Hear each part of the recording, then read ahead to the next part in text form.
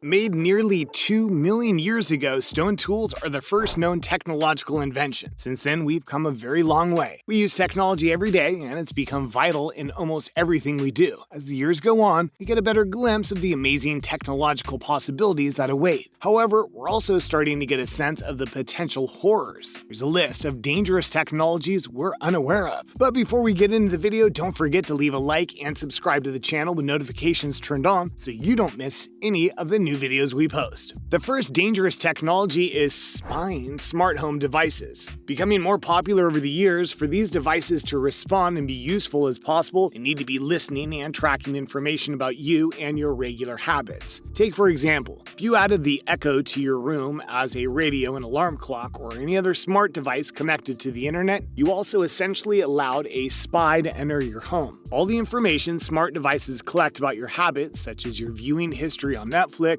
where you live, and what route you take home, what time you typically arrive home, stored in the cloud. Of course, this information makes your life more convenient, but there's also the potential for abuse. In theory, virtual assistant devices listen for a wake word before they activate, but there are instances you might think you said the wake word and begin recording. Any smart device in your home, including gaming consoles and smart TVs, could be the entry point for abuse of your personal information. There are some defensive strategies such as covering up cameras, turning off devices when not needed, and muting microphones, but none of them are 100% foolproof. Next up, we have cyber criminals and ransomware. Recently, the Cybersecurity and Infrastructure Security Agency, or CISA, called ransomware the most visible cybersecurity risk playing out across our nation's networks. CISA says that many attacks in which a cybercriminal seizes and encrypts a person's or organization's data and then extorts the victim for cash are never reported because the victim organization pays off the cybercriminals, doesn't want to publicize its insecure system. Cybercriminals often target older people who have trouble differentiating honest from dishonest content online through malware embedded in an email attachment or a pop-up at an infected website. But the scale of attacks on large corporations, hospitals, and state governments and agencies has been growing. Governments in particular have become prime targets because of the sensitive data they hold and their ability to pay high ransoms. With 70 state and local governments hit with ransomware attacks in 2019, some data, like health information, is far more valuable to the owner and can yield a bigger payoff if held for ransom. Thieves can capture or quarantine large blocks of clinical information that's critical for patient care, like test results or medication data. When lives are at stake, a hospital is in a poor position to negotiate. One hospital actually shut down permanently after a ransomware attack. It'll probably get worse. The Department of Homeland Security said that ransomware attacks could be aimed at critical infrastructure like water utilities. The tools needed to carry out ransomware attacks are becoming more available to smaller operators, with criminal organizations like Cerber and Pataya selling ransomware toolkits as a service and taking a cut of the ransom in successful attacks. The third dangerous technology is facial recognition.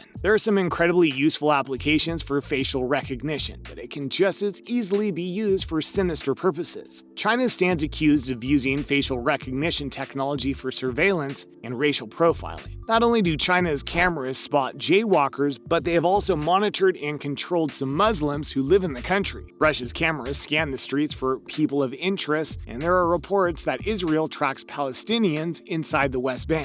In addition to tracking people without their knowledge, facial recognition is plagued with bias. When an algorithm is trained on a dataset that isn't diverse, it's less accurate and will misidentify people more. The next technology is one that some may have never even heard of before: brain hacking devices. With this technology, there's the potential for our minds to be altered against our knowledge or consent. Once we have chips in our brain, and assuming we won't be able to develop effective cognitive firewalls, our minds will be exposed to the internet and all its evils. Incredibly, we've already taken the first steps towards this goal. Recently, an international team of neuroscientists set up an experiment that allowed participants to engage in brain-to-brain communication over the internet. Sure, it's exciting, but this tech-enabled telepathy could open Pandora's box of problems. Perhaps the best and scariest treatment of this possibility was portrayed in Ghost in the Shell, in which an artificially intelligent hacker was capable of modifying the memories and intentions of its victims. Now imagine such a thing in the hands of organized crime and paranoid governments.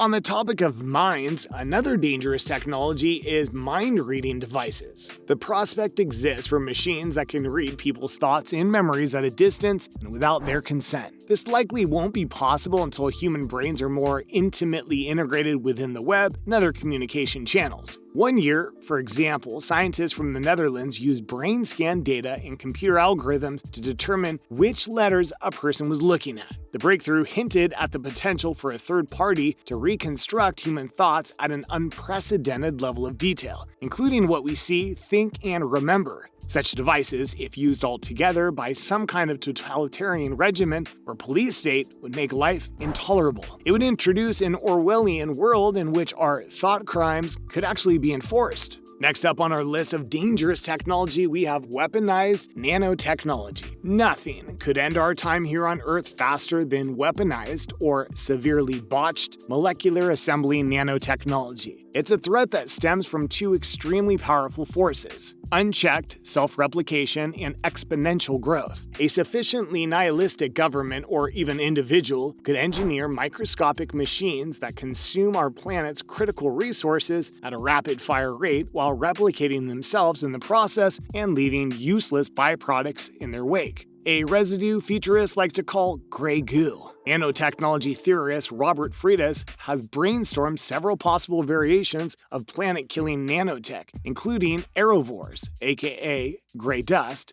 gray plankton, gray lichens, and so-called biomass killers. Aerovores would blot out all sunlight. Gray plankton would consist of seabed-grown replicators that eat up land-based carbon-rich ecology. Gray lichens would destroy land-based geology, and biomass killers would attack various organisms. According to Freitas, a worst-case scenario of global ecophagy would take about 20 months, which is plenty of advance warning to mount an effective defense. By defense, Freitas is referring to countermeasures likely involving self-replicating nanotechnology or some kind of system that disrupts the internal mechanisms of the nanobots. Alternatively, we could set up active shields in advance, though most nanotechnology experts agree they'll be useless. Consequently, a prohibition on weaponized nanotechnology should be established and enforced. Following weaponized nanotechnology, we have smart dust. Microelectromechanical systems, or MEMS, are the size of a grain of salt, have sensors, communication mechanisms, autonomous power supplies, and cameras in them. Also called motes, this smart dust has a plethora of positive uses in healthcare, security, and more, but